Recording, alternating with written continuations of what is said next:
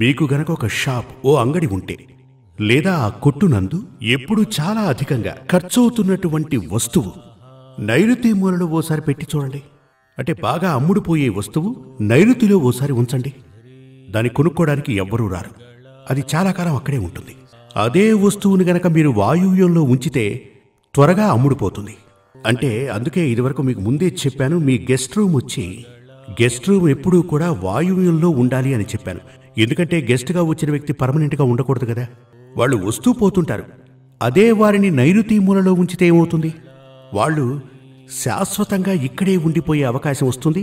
మనం బయటికి వెళ్లాల్సి వస్తుంది. అందుచేత ఎప్పుడూ కూడా గెస్ట్ రూమ్ కట్టించాలి అంటే అది వాయువ్యంలో కట్టించాలి.